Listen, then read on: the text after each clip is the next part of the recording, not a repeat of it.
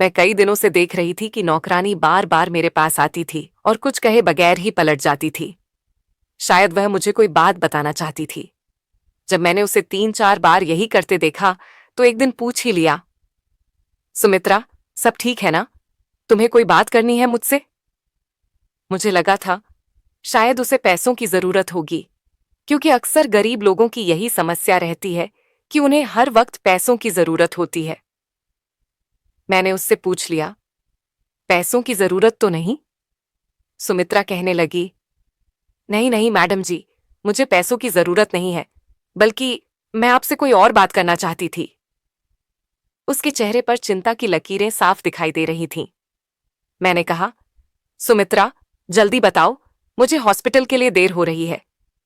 सुमित्रा कहने लगी, मैं बस आपसे यही कहना चाहती हूं कि आप नाइट शिफ्ट न किया करें। मैंने चौंक कर और थोड़े गुस्से से उसे देखा। उसकी यह बात कहने का क्या मतलब था कि मैं नाइट ड्यूटी न करूं? आखिर वह होती कौन है मुझे सलाह देने वाली? मुझे गुस्से में देखकर वह बगैर कुछ कहे वहां से चली गई। मैंने सोचा, शायद मेरे जाने के बाद उसे घर के ज्यादा काम करने पड़ते होंगे, इसलिए वह ऐसा कह रही है। वैसे भी कई दिनों से उसका बर्ताव कुछ बदला बदला सा लग रहा था। मैंने सोचा कि उस पर नजर रखनी चाहिए। आखिर पता तो चलना चाहिए कि उसके दिमाग में क्या चल रहा है। खैर, उस दिन मैं अस्पताल चली आई। वैसे तो मैं दिन की ड्यूटी ही किया करती थी, लेकिन पिछले 4 साल से मैं नाइट शिफ्ट कर रही थी और मुझे इसमें इसलिए भी कोई समस्या नहीं होती थी कि अब तो बच्चे बड़े हो गए थे। वैसे भी मैंने सुमित्रा को फुल टाइम के लिए रखा हुआ था कि वह दिन रात हमारे ही घर में रहे। शाम को तो मेरा पति भी घर से चला जाता था, इसलिए मुझे कोई चिंता नहीं रहती थी। लेकिन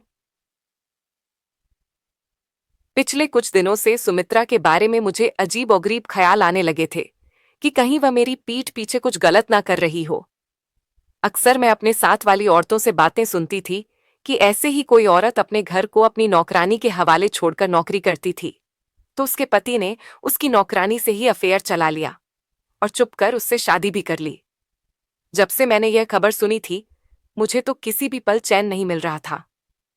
एक तरफ तो मुझे अपने पति पर पूरा विश्वास था कि मेरा पति ऐसा कुछ भी मेरे साथ नहीं कर सकता, और मुझे उस नौकरानी पर भी विश्वास था क्योंकि वह एक बहुत ही शरीफ औरत है। लेकिन फिर मैंने सोचा कि किसी को बदलते हुए देर ही लगती है। मैंने अपने पति और नौकरानी पर नजर रखने का फैसला कर लिया। मैं सुबह देर तक सोई रहती थी, इसलिए मेरे पति सुमित्रा के हाथ का ही नाश्ता करके चले जाते थे। मैंने सोचा कि मुझे खुद उठकर उनको नाश्ता बनाकर देना चाहिए, लेकिन सारी रात ड्यूटी करने के बाद मैं इतनी थक जाती थी कि जब मैं 6 बजे लौटकर घर आई तो गहरी नींद सो जाती थी और फिर उठने का मन ही नहीं करता था। 6 बजे की सोई में दोपहर 2 बजे उठा करती थी। लंच करने के बाद मैं अपने प्राइवेट क्लिनिक पर बैठ जाया करती थी, क्योंकि अस्पताल की नौकरी के अलावा मैंने एक प्राइवेट क्लिनिक भी बना रखा था, जिसमें मैं गरीब लोगों का मुफ्त में इलाज किया करती थी।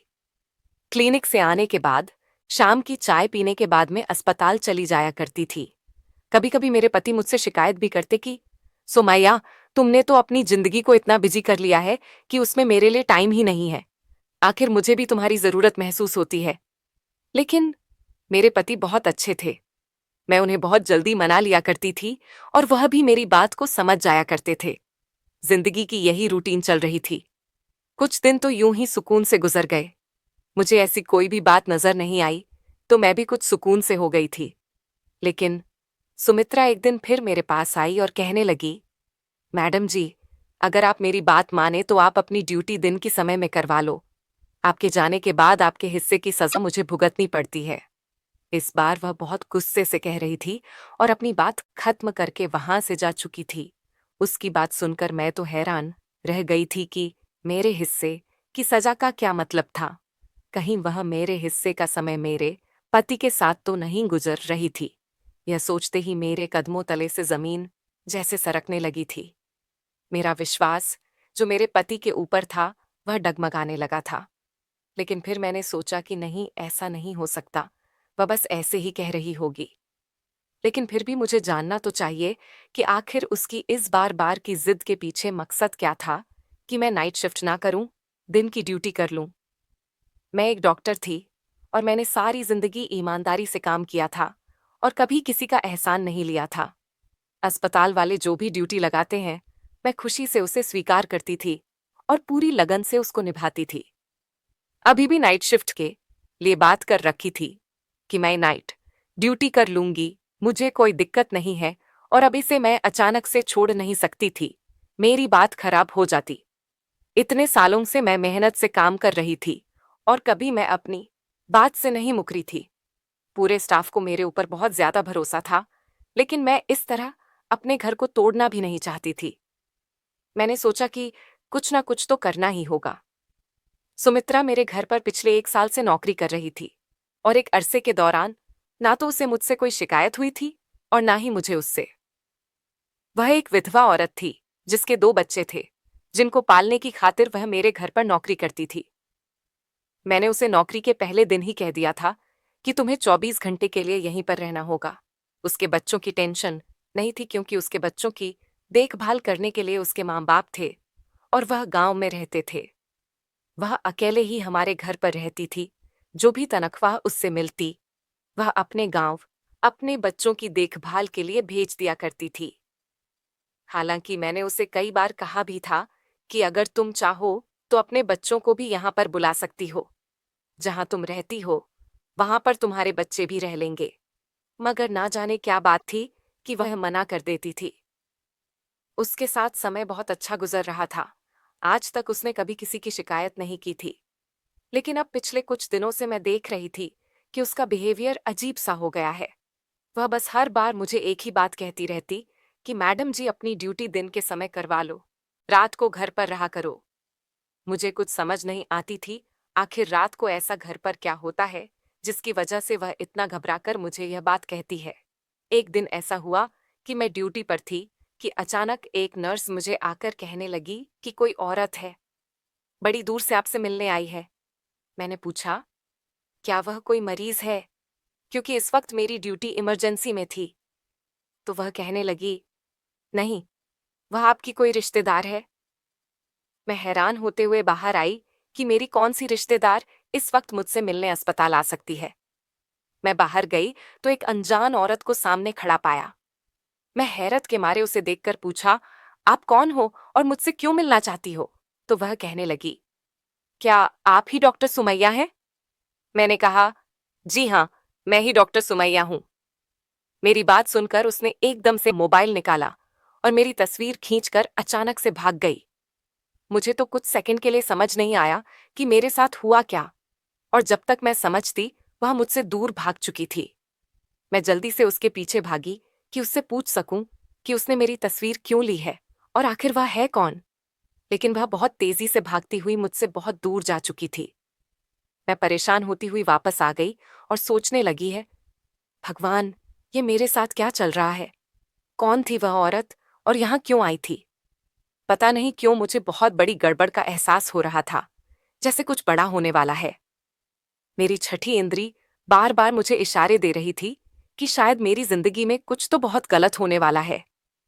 मैं यह बात जानती थी कि मैं अपने घर वालों और अपने पति को बहुत ज्यादा नजरअंदाज कर रही हूँ, क्योंकि रात को ड्यूटी बहुत थका देने वाली होती है और सुबह तक मैं लेट से उठती थी। जब मैं सोकर उठी तब तक मेरे पति ऑफिस के लिए निकल चुके होते थे और जब रात को ड्यूटी पर जाना होता था तब तक वह ऑफिस से आते ही नहीं थे। अजीब सी जिंदगी हो गई थी। काफी दिनों से मेरे पति से तो मेरी बातचीत ही नहीं हो पा रही थी। मुझे इस बात का एहसास हुआ तो मैंने फौरन से अपना मोबाइल निकाला और अपने पति को कॉल करने लगी। मैंने सोचा कम से कम फोन पर ही बात कर लूं, लेकिन मेरे पति मेरा फोन नहीं उठा रहे थे। फिर मैंने उनके ऑफिस के नंबर पर कॉल की तो उनकी सेक्रेटरी ने बताया कि वह तो पिछले कई दिनों से दफ्तर ही नहीं आ रहे। सेक्रेटरी की बात सुनकर मैं हैरान रह गई थी।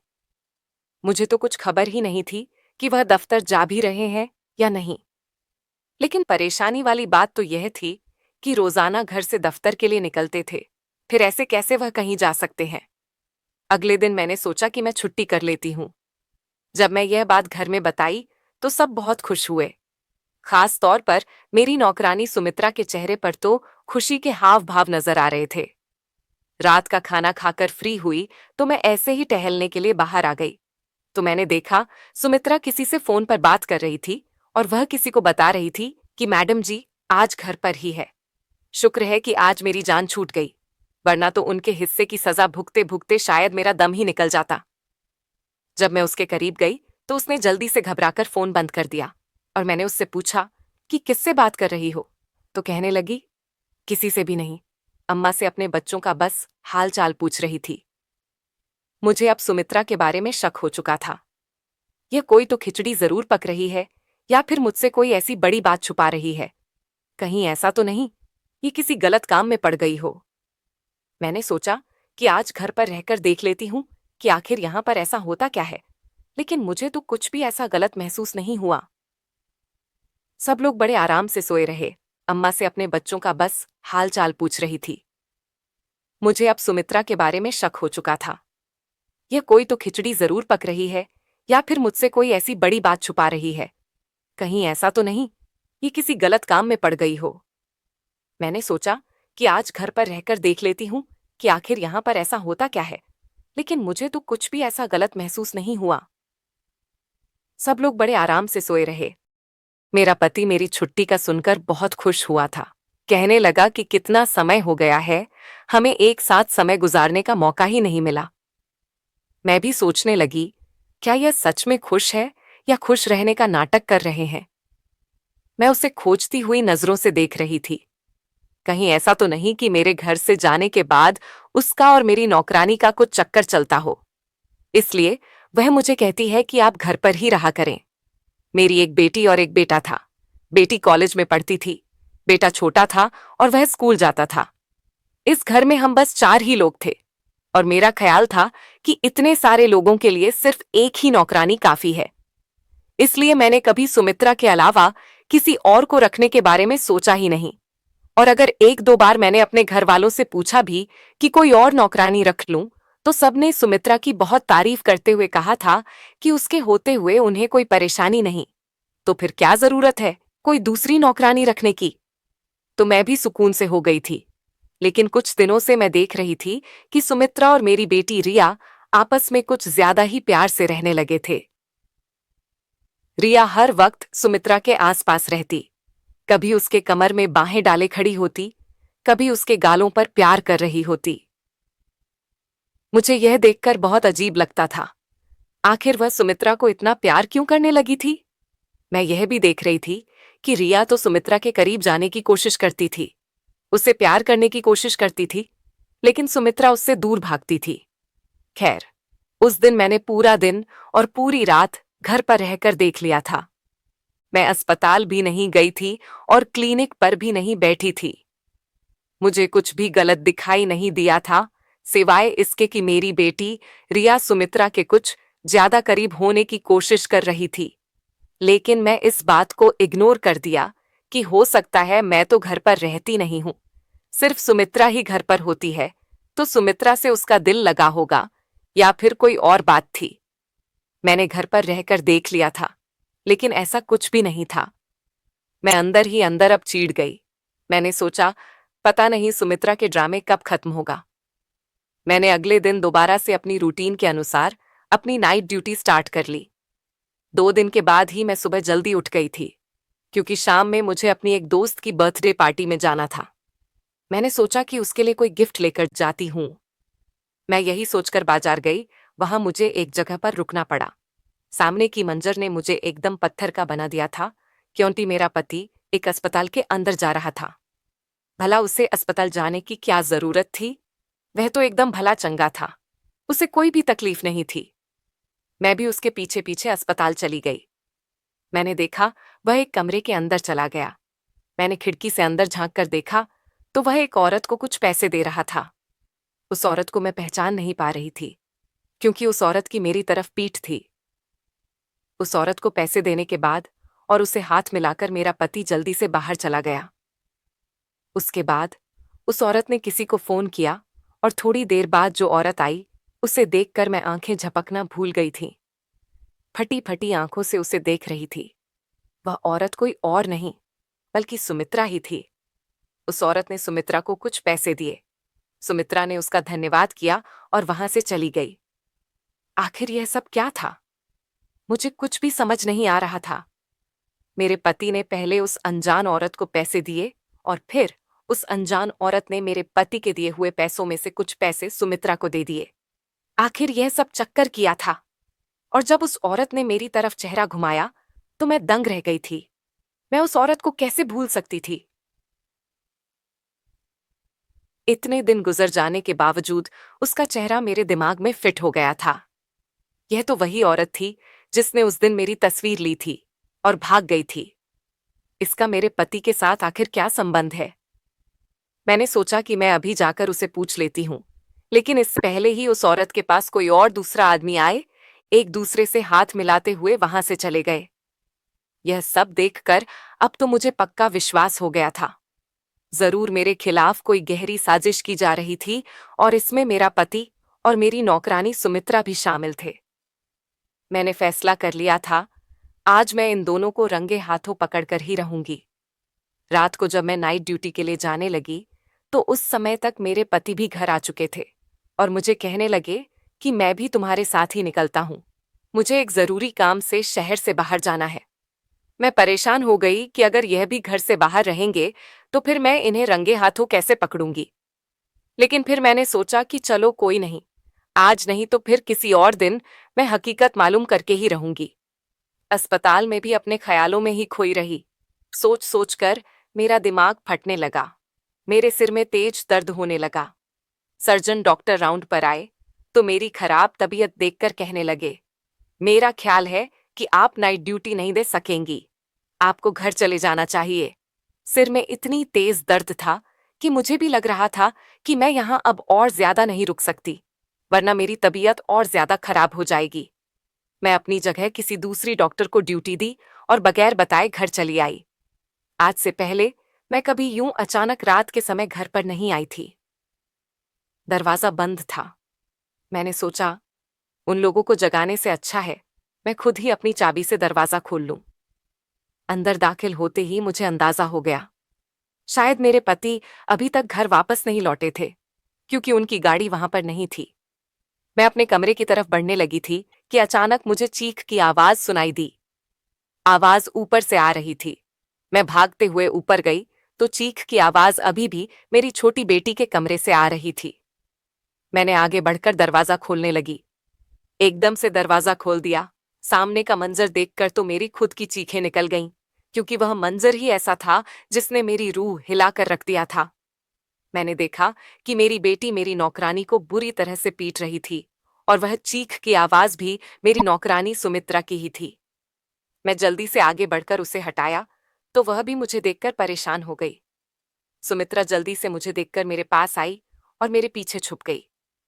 कहने लगी, मैं इसीलिए तो आपको कहती थी कि आप नाइट शिफ्ट न किया करें, क्योंकि फिर आपके जाने के बाद मेरे साथ ऐसा ही होता है। और यह आज से नहीं बल्कि कई दिनों से हो रहा है। मैंने अपनी बेटी को गुस्से से देखते हुए पूछा कि आखिर तुम सुमित्रा को क्यों मार रही हो? आखिर उसने ऐसा क्या किया है जो तुम यूं उसकी बुरी तरह से पीट रही थी? तो मेरी बेटी ने आगे बढ़कर मुझे भी एक जोर का धक्का दिया। कहने लगी, आप हम माँ बेटी के बीच में मत बोलें। आप जो भी हैं यहां से चले जाएं। उसकी हालत अजीब सी हो रही थी। मैं फटी फटी आंखों से अपनी बेटी को देख रही थी। मीसा, ये क्या बक रही थी? मैंने कहा, ये तुम क्या कह रही हो? मैं तुम्हारी माँ हूं, ये तुम्हारी माँ नहीं। मुझे लग रहा था जैसे वह अपने होशो हवास में नहीं है। दूसरी तरफ सुमित्रा बहुत बुरी तरह से डरी हुई थी। उधर रिया की हालत भी खराब होने लगी थी। वह गुस्से के मारे कमरे का सामान इधर उधर फेंकने लगी थी। मुझे लगा कि कहीं वह अपने आप को नुकसान न पहुंचा ले। मैंने जल्दी से अपने साथ लाए बैग में से नींद का इंजेक्शन निकाला और रिया को लगा दिया। वह अब सुकून से बेड पर लेटी हुई सो रही थी। मैं इस सब सूरत हाल से बहुत ज्यादा परेशान हो चुकी थी। सुमित्रा अलग डरी डरी सी खड़ी हुई थी। मुझे समझ नहीं आ रहा था कि आखिर यह सब हो क्या रहा था। मैंने पूछा कि यह सब क्या है और कब से हो रहा है और तुमने मुझे बताया क्यों नहीं? तो वह कहने लगी, आप मेरे साथ आइए, मैं आपको सब कुछ बताती हूँ। मैं अपनी बेटी को देख देखकर परेशान हो रही थी कि आखिर उसे क्या हो गया है, वह मुझे पहचानने से इनकार क्यों कर रही है। सुमित्रा कमरे से निकलकर नीचे की तरफ भागी, जैसे 1 मिनट भी यहां पर रुकी तो रिया उसे फिर से पकड़ लेगी। मैं भी परेशान होती हुई नीचे आ गई तो वह कहने लगी, यह सब कुछ जो भी आपने देखा है वह आपकी वजह से ही हो रहा है। मैंने न कितनी बार आपको कहा कि आप नाइट शिफ्ट ना किया करें, आप रात को घर पर रहा करें, लेकिन आप तो कुछ सुनने को तैयार ही नहीं थी। आप याद करें कि आपने आखिरी बार कब बच्चों के साथ बैठकर उन्हें प्यार किया था या उनके दिल की कोई बात सुनी थी। उसकी बात सुनकर एक पल को मैं चुप हो गई, क्योंकि वह सच कह रही थी। मुझे बचपन से ही डॉक्टर बनने का बहुत शौक था, इसलिए मैंने बहुत मुश्किलों के बाद अपने इस शौक को पूरा किया था। मेरे पति बहुत अच्छे थे और मेरे शौक के बारे में अच्छी तरह जानते थे, इसलिए उन्होंने शादी के बाद भी मुझे पढ़ने से नहीं रोका और बच्चे होने के बाद उन्होंने मुझे नौकरी करने की भी अनुमति दे दी। और शुरू से ही मेरे बच्चों को नौकरों ने ही पाला था। मैं भी अपनी पूरी कोशिश करती थी कि अपने बच्चों को समय दे सकूं, लेकिन एक डॉक्टर होने के नाते मेरी बहुत ज्यादा जिम्मेदारियां होती थीं और मेरा ज्यादातर समय अस्पताल में ही गुजरता था। लेकिन उसके बावजूद मैं हमेशा कोशिश करती थी कि अपने बच्चों को एक अच्छी परवरिश और उन्हें अच्छी शिक्षा दे सकूं। हालांकि मैं उन्हें ज्यादा समय नहीं दे पाती, मगर इसका मतलब यह तो नहीं कि मैं उन पर ध्यान नहीं देती थी और उनसे प्यार नहीं करती थी। मेरी नौकरानी कहने लगी, रिया धीरे धीरे डिप्रेशन का शिकार होने लगी थी। उसे मां बाप के प्यार की सख्त जरूरत थी, जो उसे नहीं मिल पा रहा था, क्योंकि उसके मां बाप के पास उसके लिए समय नहीं है। मगर वह छोटी है, कॉलेज में गलत संगत में पढ़कर गलत आदतों का शिकार हो गई है। उसे मां के प्यार की जरूरत होती है, जो उसे नहीं मिला तो वह दिमागी मरीज बन गई। वह अपने अंदर की भड़ास और गुस्सा मुझ पर निकालती है। उस समय उसे लगता है कि मैं उसकी मां हूं और वह, क्योंकि आपसे कभी कोई शिकवा नहीं कर पाई, आपको कुछ नहीं कह पाई, इसलिए वह मुझे अपनी मां समझते हुए मुझ पर अपना गुस्सा निकालती है। और जब सुबह होती है तो वह मुझसे ना सिर्फ माफी मांगती है, बल्कि मुझे बहुत सारे पैसे भी देती है ताकि मैं आपको कुछ ना बताऊं। मैडम जी, मैं गरीब हूं, बच्चों का और बूढ़े माँ बाप का पेट मैं अकेली पालती हूं। रात को जो मारपीट और तकलीफ में सहती थी, सुबह जब आपकी बेटी मुझे पैसे देती है तो मैं भूल जाती थी कि रात को मैंने क्या तकलीफ सही थी। एक बार दिन में जब रिया मुझसे माफी मांग रही थी और मुझे पैसे देने लगी, तो मैंने रिया से कहा, रिया, तुम मेरे ऊपर बहुत जुल्म करती हो, मुझे तुम्हारे पैसे नहीं चाहिए। मैं तुम्हारी माँ को तुम्हारी सारी बातें बता दूंगी। तुम पागल हो, तुम्हें तुम्हारी माँ पागल खाने में डाल देगी, तब तुम्हारी अक्ल ठिकाने आएगी। पागल खाने का नाम सुनकर रिया डर गई और उसी डर से उसने मुझे धमकाना शुरू कर दिया कि अगर तुमने मेरी माँ को कुछ भी बताया तो मैं तुम्हारी जान भी ले लूंगी। रिया दिमागी मरीज और धीरे धीरे उस पर पागलपन के दौरे भी पड़ने लगे थे, इसलिए मैं डर गई और आपको कुछ भी नहीं बता पा रही थी। आपको सारी बात तो नहीं बता सकती थी, लेकिन आपको यही कहती थी कि आप घर पर रहा करें। मैंने सुमित्रा से पूछा, सुमित्रा, ये सब कब से हो रहा है? सुमित्रा ने मुझे बताया, मैडम जी, यह पिछले 1 साल से चल रहा है। रिया का व्यवहार मेरे प्रति कभी तो पानी की तरह होता है, कभी कभी लाड और प्यार से जिद करती है, तो कभी कभी अपना सारा गुस्सा मेरे ऊपर निकाल देती है। कभी सारी रात मुझे अपने मनपसंद खाने बनवाकर मेरे हाथों से खाने की जिद करती है। वह सब कुछ जो एक बेटी अपनी माँ से चाहती है, वह मुझसे कहती थी कि मैं उसकी माँ बनने का नाटक करूं, उसे वह सब खुशियां दूं जो एक माँ अपने बच्चों को देती है। और जब मैं उसकी जिद पूरी करने से मना कर देती तो वह गुस्से से पागल हो जाती है और मुझे पीटने लगती है। सुमित्रा की बातें सुनकर मुझे अब समझ आया कि सुमित्रा क्यों कहती थी कि मैडम जी, आपके हिस्से की सजा मुझे भुगतना नहीं पड़ती है, क्योंकि शायद वह सारा गुस्सा मेरे लिए होता था जो मेरी बेटी सुमित्रा पर निकाल देती थी। मैं तो कभी सोच भी नहीं सकती थी कि मेरे बच्चों के साथ यह सब चल रहा होगा। लेकिन मेरे पति का उस दिन उस औरत से मिलने का क्या प्लान था जिसने मेरी तस्वीर खींची थी, और यह सब सुमित्रा के अलावा और कोई नहीं बता सकता था। मैंने फौरन उससे पूछा तो वह कहने लगी, मैडम जी, आप तो मेरी कोई भी बात सुनने को तैयार ही नहीं थी। तो मैं आपकी बेटी की जो भी हालत थी वह आपके पति को बता दिया। उन्होंने एक डॉक्टर से बात की और अपनी बेटी की पूरी हालत के बारे में उस डॉक्टर को बताया, और डॉक्टर से विनती भी कि किसी तरह मेरी बेटी को ठीक कर दें। आपके पति नहीं चाहते थे कि आपको सारे मामले के बारे में पता चले और आप गिल्टी फील करें। वह औरत वही साइकेट्रिस्ट थी। आपके पति ने उस साइकेट्रिस्ट से हाथ जोड़कर विनती की थी कि मेरी पत्नी को इस बारे में कुछ नहीं पता चलना चाहिए। वह भी एक डॉक्टर है और दिन रात लोगों की सेवा करती है। आपके पति कह रहे थे, मैं चाहता हूं कि मेरी पत्नी यह सब कुछ जानने से पहले ही मेरी बेटी ठीक हो जाए।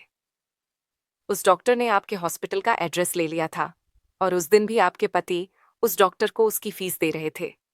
मैं डॉक्टर की मदद कर रही थी।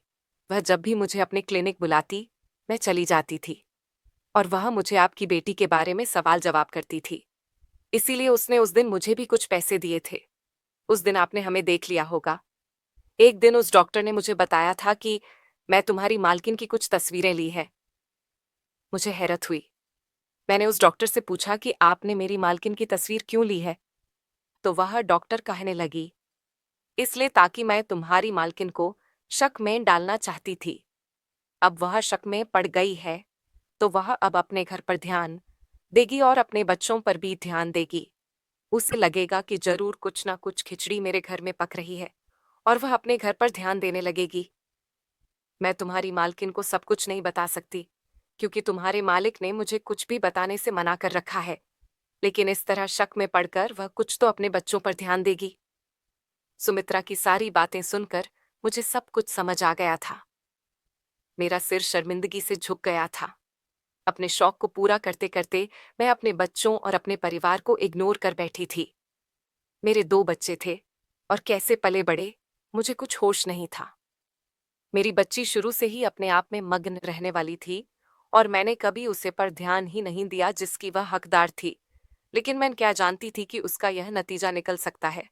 उस वक्त मुझे समझ आया कि हम मां बाप को अपने करियर के पीछे इतना भी पागल नहीं होना चाहिए कि अपने बच्चों को ही इग्नोर कर दें। मेरे पति को मुझ पर बहुत मोहब्बत थी, इसलिए वह नहीं चाहते थे कि मैं पछतावे की आग में जलूं। इसलिए वह खुद सारे मामले को डील करना चाह रहे थे। मगर मैं अब समझ गई थी कि शायद उस डॉक्टर के अलावा मुझे भी मां का किरदार निभाना होगा। मैंने कुछ समय के लिए छुट्टी ले ली ताकि अपने घर, अपने बच्चों को समय दे सकूं, और हम सबने मिलकर मेरी बेटी को ठीक कर लिया। और मैं भी फिर उस दिन के बाद दिन की ड्यूटी लगवा ली।